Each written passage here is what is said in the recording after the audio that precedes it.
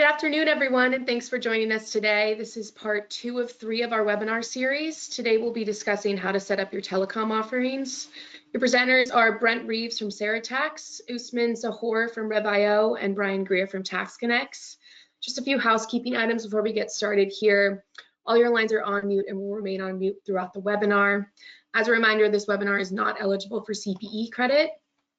A recording of the webinar will be emailed out later this week, but you can find the slides in the handouts portion of the GoToWebinar panel. If you have any questions, please submit those within the questions box on the GoToWebinar panel, and we'll answer those as we go along. We'll do our best to get to all the questions, but if there's anything that should be answered in private or we can't get to everything, we'll respond to those afterwards via email. Thanks again for joining us, and with that, I'll go ahead and pass it over to Brent. Thank you. Thanks again for joining us for part 2 of this webinar. My name is Brent Reeves, co-founder and Chief Commercial Officer of CereTax.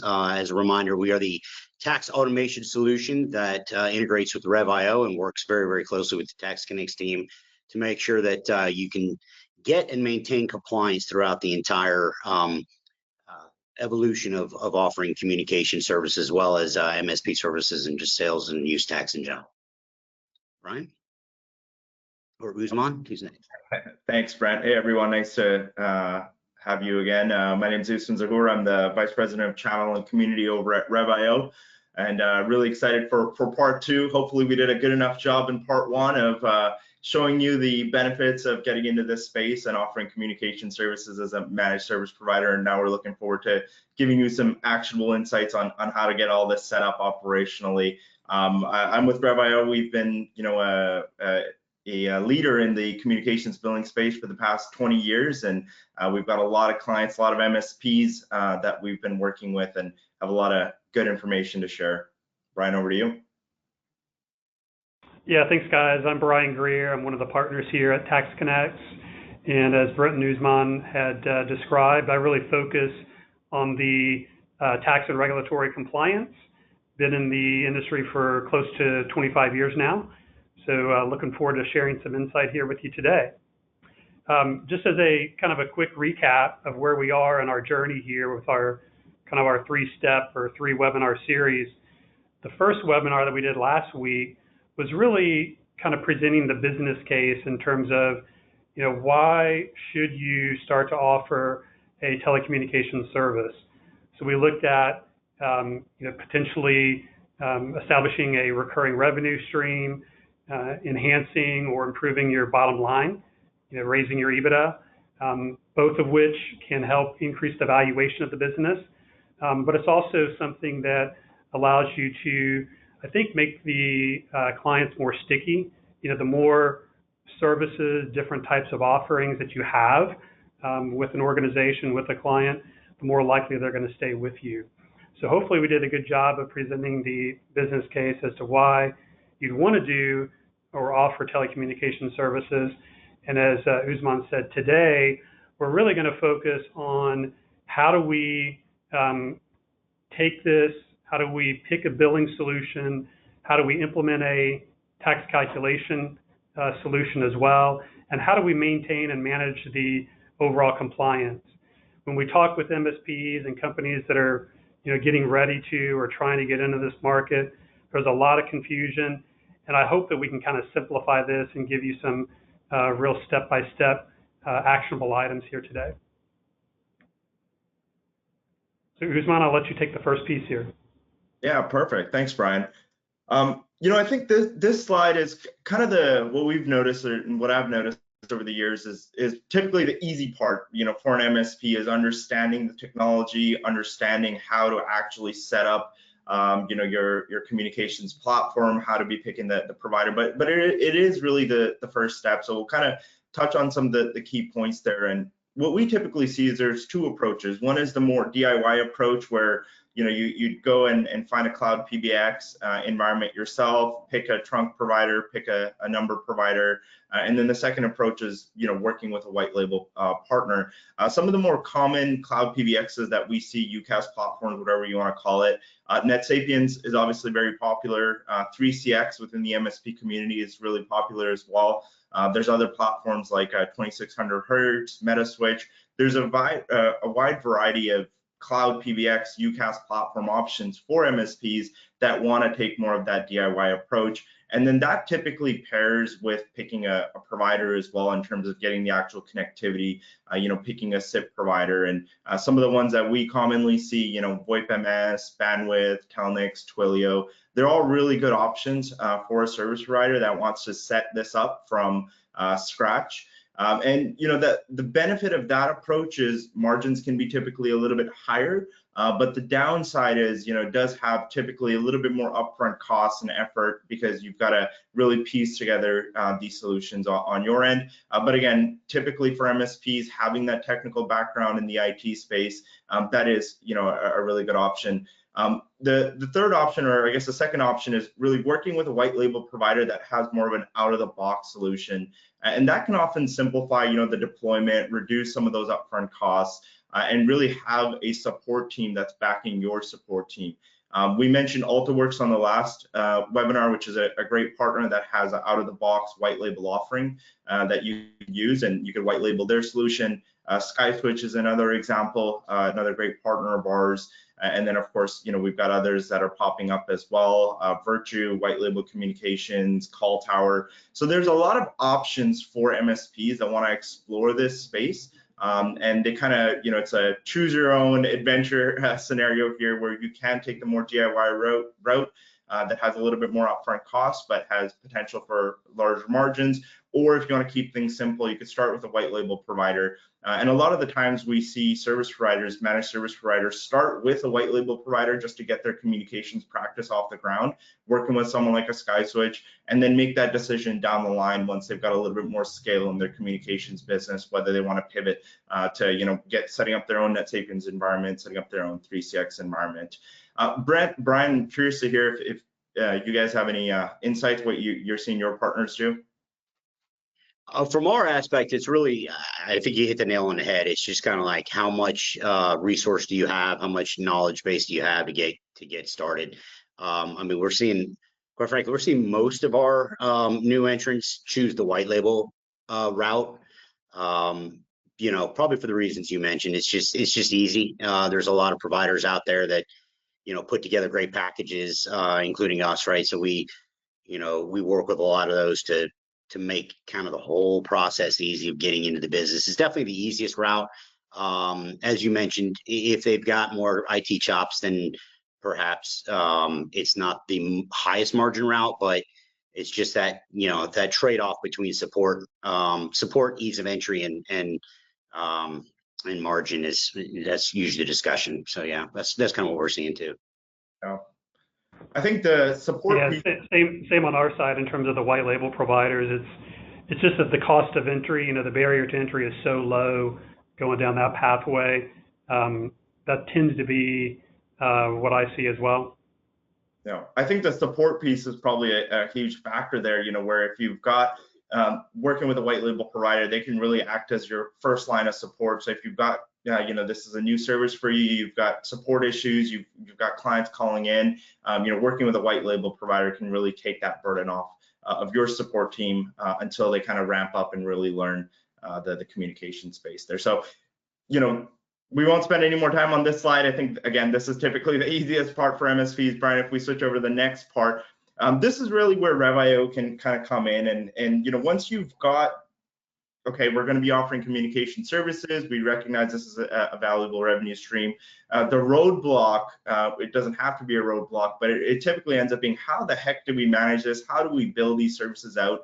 There's a lot of operational complexity in the back end that can go with offering communication services. So there's a variety of different billing systems out there that can help make this easy as possible. What we typically recommend as you're getting into the space and looking for a billing solution is to really find a solution that can do some key telecom specific billing things like usage-based billing, automating a lot of these workflows, calculating taxes and surcharges, of course, and then finally generating some professional looking white label invoices that you can get out to your end customers. We've seen managed service providers try to build communication services out of their existing QuickBooks environment or their Xero environment or their ConnectWise environment. And that typically comes with a lot of manual work, manually rating CDRs, manually calculating taxes and surcharges, which can really be a pain, having to manage that stuff. And there are billing systems like Rev.io that are out there that really simplify this, make this pretty automated as well. And Brian, if you switch over to that challenge, yeah, I mean, being on obviously the calculation side and the automation side, we're asked to interact with a lot of those what I call non-telco specific billing engines, and it's a constant challenge because it's just, again, we'll get into it a little bit later, and I think Brian's even got a slide on it, but if you're the carrier of record or the provider of record and your name's on that invoice, then there are certain things that have to be represented on the invoice. It's not just bundling it all. I mean, like we bill some like through Stripe, for instance, but it's not conducive for a long-term successful telecom enterprise. You can't just bundle it up like everything else you might see and just throw a tax line on it. It's a little bit more complex than that, which is why there's a great telecom specific billing engines, obviously, like yours are a great option. Yeah, I think I've heard various numbers, but I think the last stat I heard was like 30,000 different jurisdictions across the US that all have their own tax rates, and it's constantly changing, and trying to manage that manually through your QuickBooks environment can be a lot of work. So yeah, I mean, and then just like small things like having to represent the federal impositions as well as the state and local impositions, and then if you're depending on where you are, if there's you could potentially be things like recovery fees and franchise fees and local utility users taxes, things like that. So it just depends on where you are and understanding that and having the ability to do that so that you're compliant and legal. It's a challenge. But I would see a telecom specific billing solution and tax engine really almost as table stakes to be in the industry. You can kind of limp along with this for a little bit if you're in a isolated geographic region or maybe only have a few customers, but certainly if you're looking at doing anything on a national basis and anything of scale, you're going to have something like a Rev.io with a CereTax to manage it effectively.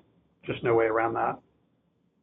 I guess it's a good segue into this slide here, where we can really help at Rev.io with really optimizing your full quote to cash operations. And this is kind of the workflow that we've got on the screen here. Is a typical workflow that we see where Rev.io is really sitting in between your telecom environment and your clients. Like I mentioned, we've been a leader in this space for the past 20 or so years, and we've got offerings for managed service providers that are just getting into this space, but we've also got a really scalable solution where larger communications providers like SpectraTel are also using Rev.io to automate a lot of this operational work. So typically, it starts with Rev.io pulling CDR data from your upstream provider or your cloud PBX, whatever that might be. We can handle it in a couple different ways, whether that's we're using APIs to pull that information or we're setting an FTP. We bring that CDR data in, rate that variable usage, which typically these days we're seeing it more on the international calling, inbound toll-free side. But along with the variable usage piece, you'd also be able to bill out your fixed monthly recurring charges. So really giving you the ability to manage both types of charges, whether those are fixed charges or variable charges. And then finally, we kind of add everything in, run everything through the CereTax tax engine to get the taxes on, again, those variable usage charges, as well as those fixed monthly recurring charges. So with Rev.io, we've got a really automated platform where you'd be able to really set this up so that those invoices are going out to your end customers with your branding on them. They've got all the correct taxes, they've got all the variable usage charges as well. And then the final piece in terms of the fact that cash flow is king, we've got a payment solution as well that really helps round everything out. And even that piece can be automated, getting those invoices out to your customers, giving them somewhere where they can view invoices, they can make payments, they can view orders as well, and then those payments kind of flow through back into your Rev.io environment. So really, we've thought about it from a full quote to cash point of view, giving you a single platform that can handle everything. We know a lot of MSPs don't really work in isolated environments, though, and we know a lot of MSPs are using QuickBooks to manage their books, or maybe they're using ConnectWise to manage their IT services. And so along with giving you that single platform, Rev.io also integrates into these different tools. We've got an API available as well that you can use to integrate into other tools as well. So really from the service provider point of view, we want to do as much as you need and then integrate into those additional platforms just to simplify your operations a little bit. Yeah, again, we've got hundreds of clients all the way from small MSPs that are just getting into this space to larger communications providers that really need that scalable solution to help take you from quote to cash there.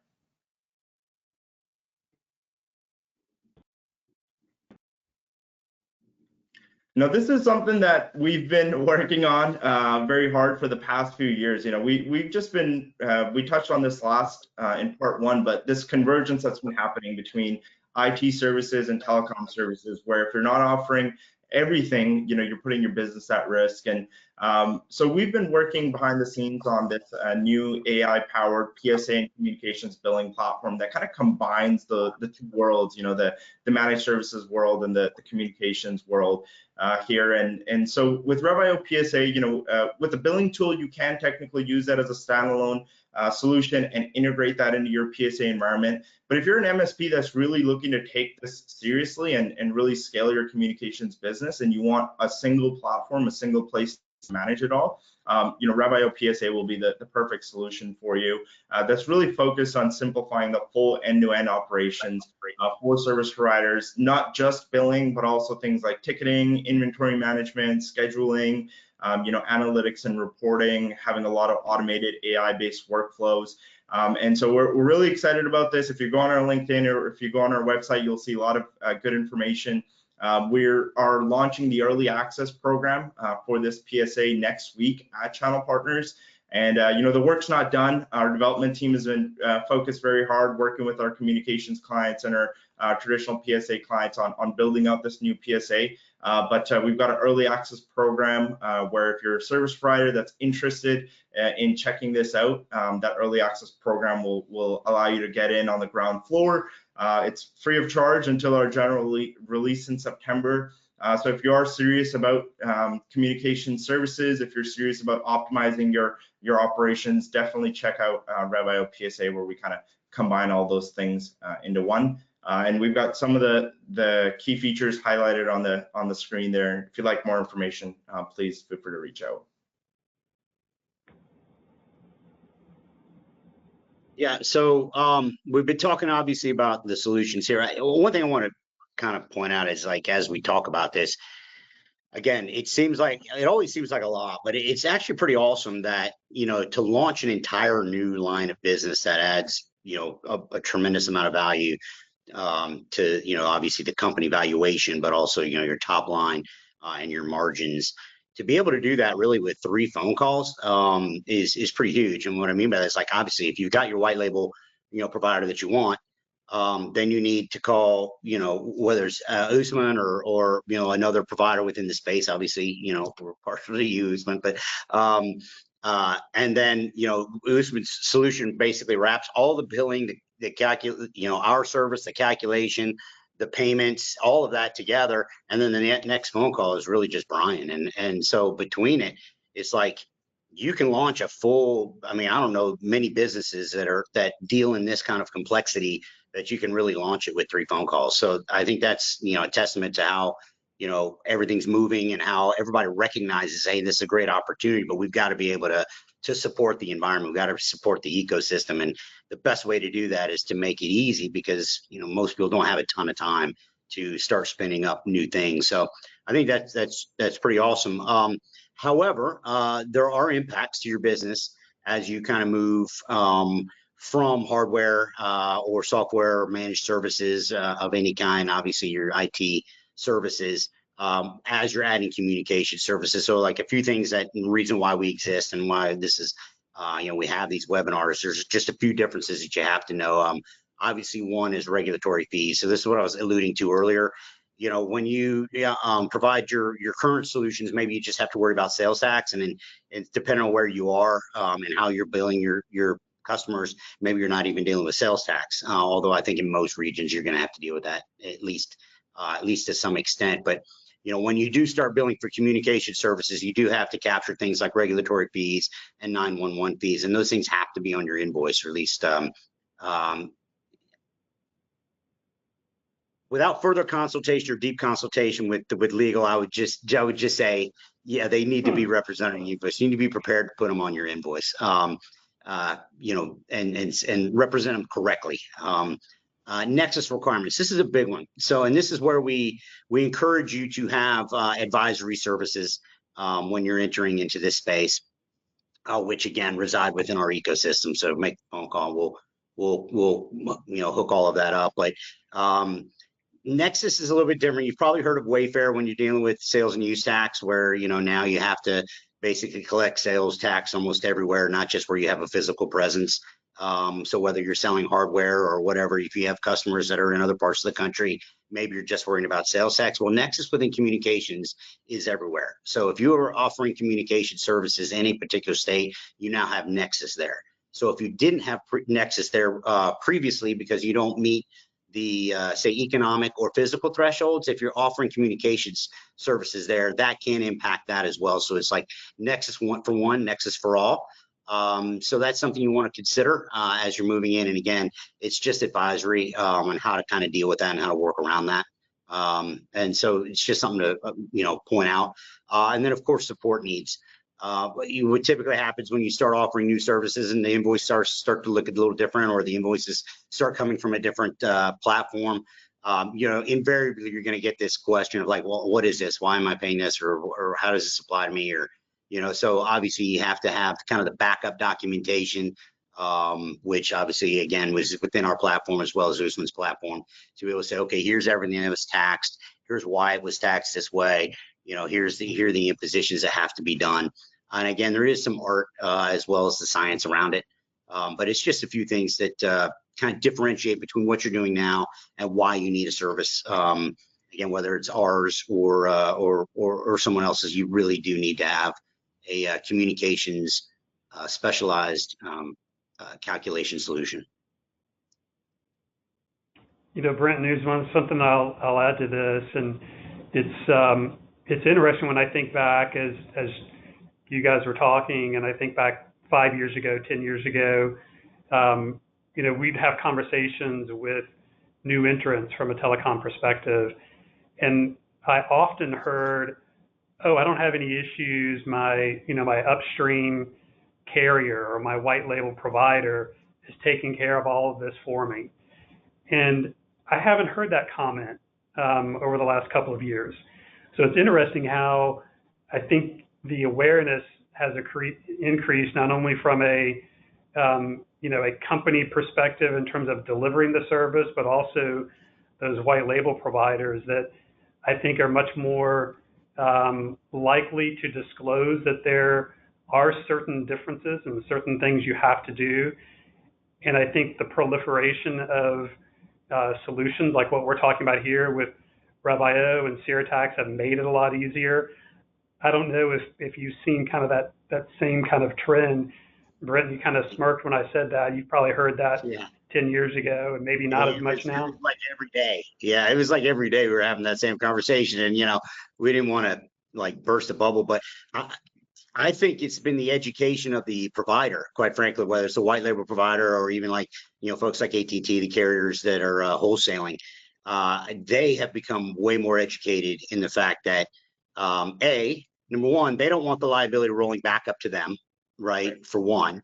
And then B, that, you know, by putting together solutions like this, it doesn't have to be this big barrier to entry. Because I think before, you know, almost like the sales reps on those sides were afraid to mention it. So they kind of wouldn't mention it. And a lot of them just didn't understand it either.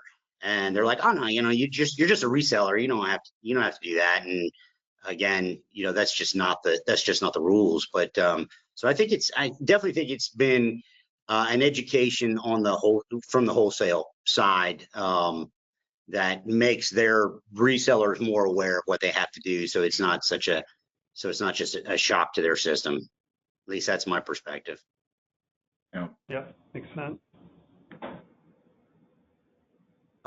So I won't go through this whole slide, but basically, you know, I talked a little bit about it on the slide before about, okay, there's some differences.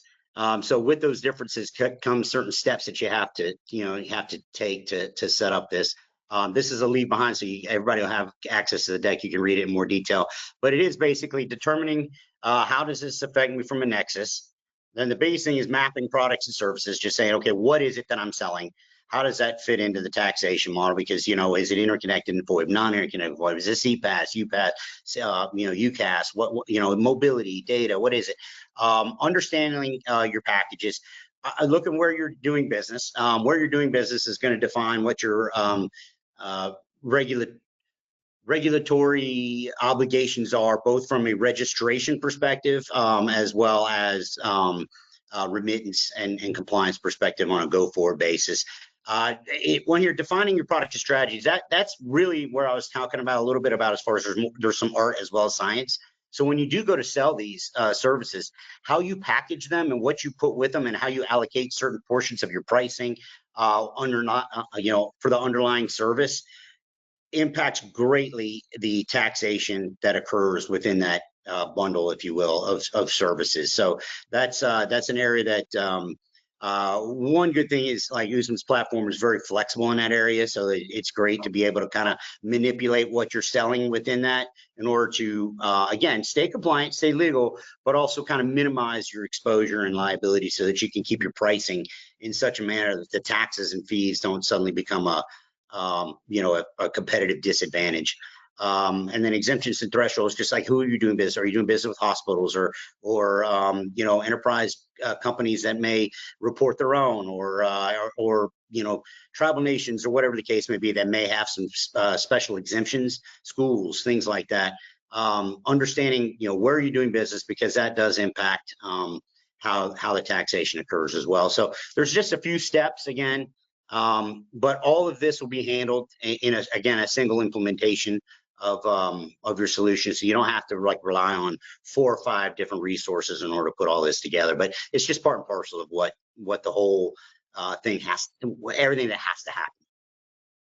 The good news is, we've been for a while, and we can really, after the initial setup, we've got a very hands-on onboarding process where we work with someone like a TaxConnex in terms of configuring this. Also, it's, you set it up once at the start, and then from there, the billing system can really automate the ongoing, taxation, invoice generation, whatnot.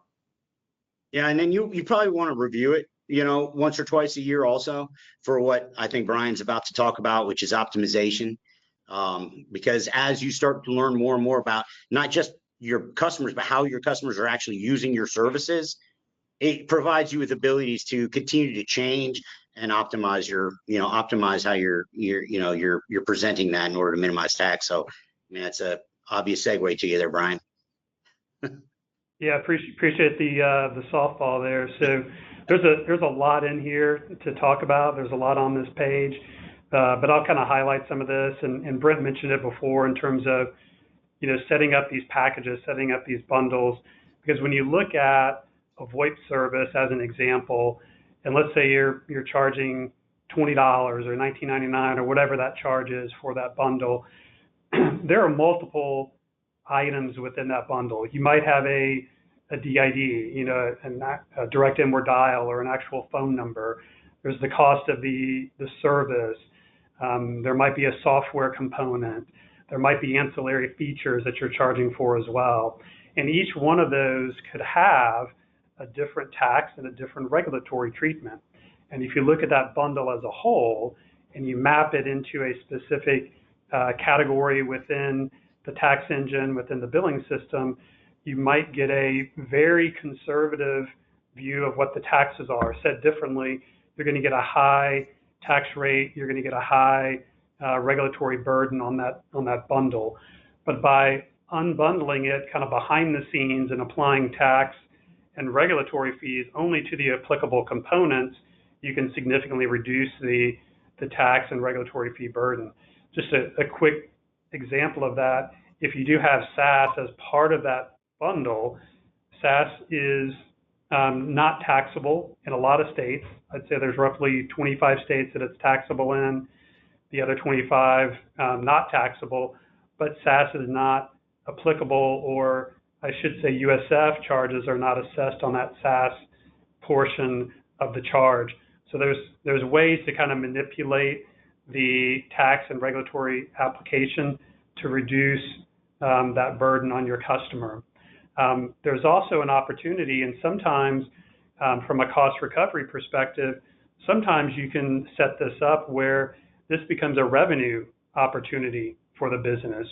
So rather than having a cost associated with compliance, you can add a cost recovery fee into every bill that essentially becomes revenue for the business. There are certain parameters in terms of how much is allowable, from a cost recovery perspective, but it's certainly something to look at. Also, we're often looking at traffic studies. Real quick perspective on what that is. You look at the individual call records and you identify the intra-state versus the interstate percentage of that traffic. And that can have a significant difference.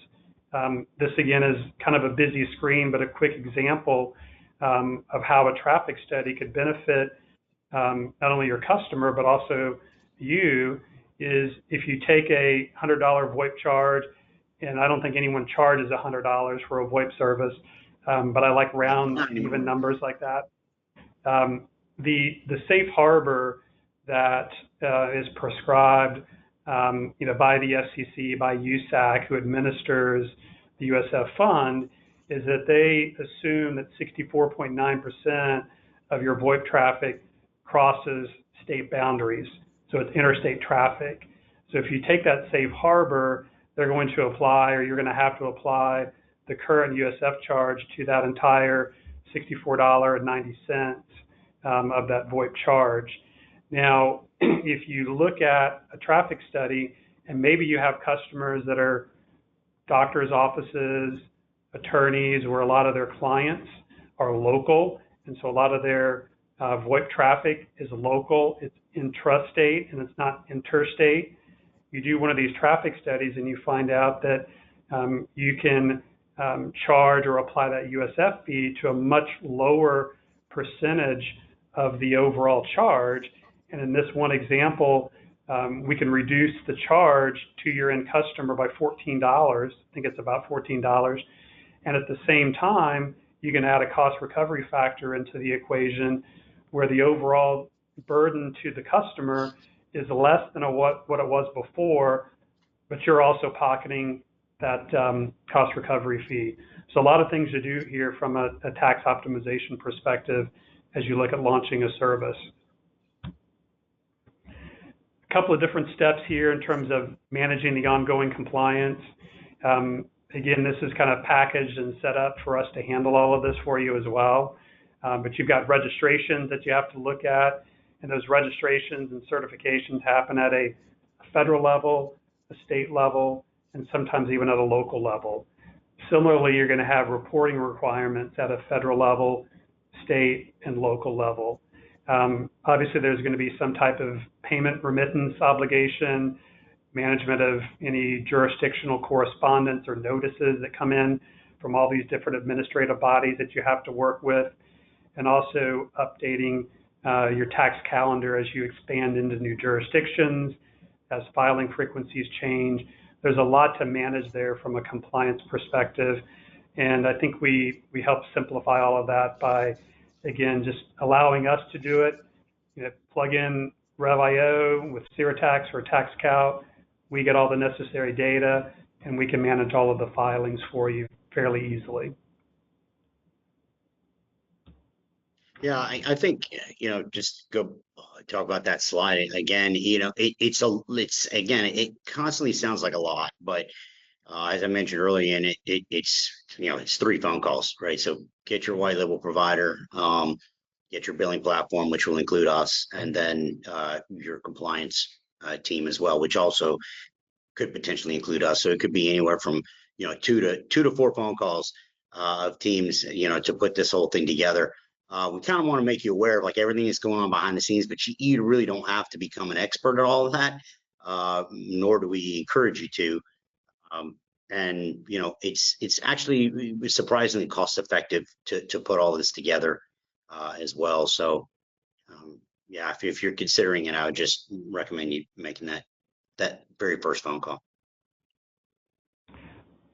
I've got a question, not necessarily from the audience, and I think we may have actually had it in our first webinar, and I don't know if we addressed it at the end or not, but in terms of getting up and running on a solution like this, so someone says, hey, I want to start offering telecom services, and let's assume they've got the the white label provider, their upstream carrier kind of decided upon. What's it take to get Rev.io, CereTax, TaxConnex time frame to get that going? You guys have some thoughts on that? Yeah, I'll defer to Usman on that because, quite frankly, ours is going to run in parallel with theirs. Right. And so, and quite frankly, so will yours, right? So it kind of happens in sequence, right? Or excuse me, in tandem, not in sequence. So it's like, we'll be doing your configuration of your bundles as you're doing your advisory services with Brian and his team, as far as being the most aggressive as you can while staying legal. And then obviously getting your billing set up. It kind of all happens in together. So really, I think the longest pole in the tent is probably you, Usman. So I would Yeah. defer to you on that kind of typical start to finish implementation. I think, like I mentioned earlier, we've got a very hands-on onboarding process to make it as easy as possible. It does take a little bit of time. We want to make sure that this is set up correctly from the start, so we're not having any, issues down the line. Typically for someone just getting started out, about 60 days to get you onboarded is the typical thing that we see, and then that involves a lot of testing. That involves with working with the TaxConnex team on making sure your product catalog is mapped correctly, and then we'll kind of run a lot of parallel runs just to make sure everything is looking correct, setting up those products and services, setting up any integrations that you need as well. So, it can take a couple of months if you're a large provider that's moving into Rev.io, but if you're a service provider just getting into this space, we can get you up and running pretty quickly. And then again, we work very closely with Brian's team to make sure that the setup is done right. Brian, I don't know if you have any comments in terms of timelines for things like tax mappings, registrations, and whatnot. Yeah, I think all that's consistent. Brent kind of said we do a lot of this in parallel. Sometimes we're going to run into certain states where they're not as quick to respond as we want. So sometimes a registration may extend a little bit longer than we want it to. But generally in that 45 to 60-day time period is what we're looking at to get the registrations in place, to get the mappings done. So yeah, I think all of that happens in parallel, in tandem. So I think that's a good overall time frame to think about, roughly that 2-month time period. Yeah, I mean, Well, so staying consistent. Yeah, I think we like to try to say, 60, 45 to 90, only because we want to give ample time on the back end for testing as well as kind of reconfiguring. Because, once you run a few things and you run some stuff in states, you might go, well, what if we did it a little bit differently? Or what if, after talking to our customer, we feel like the SaaS portion of our offering is a little bit more higher value. What happens if we allocate it that way? Are we still in compliant? And so we just give you a little bit of a buffer to kind of do that. But like if you're ready to go and you're like, hey, I want to be live, yeah, I mean, we can get it done in 60 days. Is nice, kind of a nice window. Yeah, and I mentioned some of the unbundling and the traffic studies and all of those tax optimization opportunities. You don't have to do those day one either. Started running.